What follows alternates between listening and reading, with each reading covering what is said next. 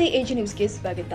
ಬಳುಟಗಿಯಿಂದ ಬಸಾಪುರ ಮಾರ್ಗಕ್ಕೆ ತೆರಳುವ ರಸ್ತೆಯಲ್ಲಿ ಬ್ರಿಡ್ಜ್ ಒಂದನ್ನ ನಿರ್ಮಾಣ ಮಾಡುವ ಸಂದರ್ಭದಲ್ಲಿ ಸರಿಯಾದ ರೀತಿಯಲ್ಲಿ ಪೂಲ್ ಹಾಕದೇ ಇರುವ ಕಾರಣಕ್ಕೆ ಮಳೆಯ ನೀರೊಂದು ಊರಿನೊಳಗೆ ಹೋಗಿದೆ.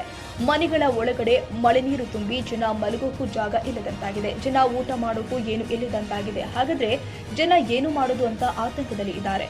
ಇದಕ್ಕೆ ಸಂಬಂಧಪಟ್ಟ ಕಾಂಟ್ರಾಕ್ಟರ್ ಸರಿಯಾದ ರೀತಿಯಲ್ಲಿ ಪೂಲ್ ಅಳವಡಿಸಿಲ್ಲ. ಜನ ಮನೆಗಳು ಉರುಳಿ ಹೋಗುವ ಸಾಧ್ಯತೆ ಕಂಡು ಬರ್ತಾ ಇದೆ.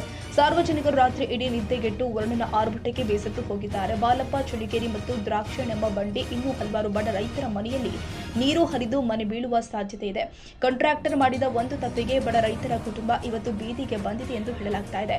ಈ ಮೊದಲೇ ಕಾಂಟ್ರಾಕ್ಟರ್ ಅವರಿಗೆ ಇಲ್ಲಿ ಮಳೆಗೆ ನೀವು ಹಾಕ್ತಾ ಇರುವ ಪೂಲ್ ಸಾಕಾಗೋದಿಲ್ಲ, 4 ರಿಂದ 5 ಪೂಲ್ಗಳನ್ನು ಅಳವಡಿಸಿದ್ರೆ ಸರಿಯಾಗುತ್ತೆ ಎಂದು ಸಾರ್ವಜನಿಕರು ತಿಳಿಸಿದ್ದಾರೆ. ಆದರೂ ಕೂಡ ಅದಕ್ಕೆ ಕೇರ್ ಮಾಡದೆ 2 ಪೂಲ್ಗಳನ್ನ ಅಳವಡಿಸಿದ್ರಿಂದ ಹಳ್ಳದ ನೀರು ಊರು ಒಳಗೆ ಹೋಗಿದೆ. ಮಹಿಳೆಯರು ಮಕ್ಕಳನ್ನ ಕಟ್ಕೊಂಡು ಸಂಸಾರ ಮಾಡುವುದಾದ್ರೂ ಹೇಗೆ ಸ್ವಾಮಿ? ದನ ಕರುಗಳು ಕುರಿಗಳು ನೀರಲ್ಲಿ ನಿಂತಿದೆ. ಒಟ್ಟು ಮೇವು ಕೂಡ ನೀರಲ್ಲಿ ಕೊಚ್ಚಿಕೊಂಡು ಹೋಗಿದೆ. ಹಳ್ಳದ ನೀರು ಮನೆಯಲ್ಲಿ ಹೋಗಿ ಜನರನ್ನ ರಾತ್ರಿ ಪೂರ ನಿದ್ದೆಗೆಡಿಸಿದೆ.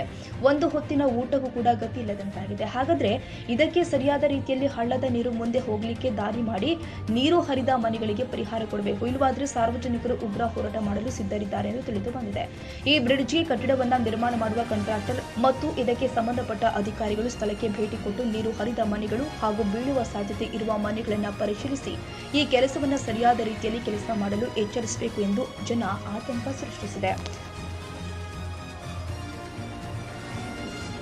ಕನ್ನಡಿಗರ ಮೆಚ್ಚಿನ ನಿಮ್ಮ ಎಜೆ 24/7 ನ್ಯೂಸ್ ಕನ್ನಡ ವಾಹಿನಿ ಇದೀಗ ಟಿವಿಯಲ್ಲಿ ಲಭ್ಯ. ನೋಟಿಸ್ ಕೊಟ್ಟಿದ್ರೆ ವಾಪಸ್ ತಗೋತೀವಿ. ಇವತ್ತು ವಕ್ಫ್ ಪ್ರಾಪರ್ಟಿ ಅಂತೇಳಿ ಬರ್ತದೆ ಅಂತ ಹೇಳಿದ್ರೆ ರೈತರು ಬೀದಿಗೆ ಬಂದು ಏನ್ ಮಾಡ್ಬೇಕಾಗತ್ತೆ? ಯಾರು ವೋಟ್ ಹಾಕಿಲ್ಲ ಅಂದ್ರೆ ಗ್ಯಾರಂಟಿನೆಲ್ಲ ಸ್ಟಾಪ್ ಮಾಡ್ಬಿಡ್ತೀವಿ.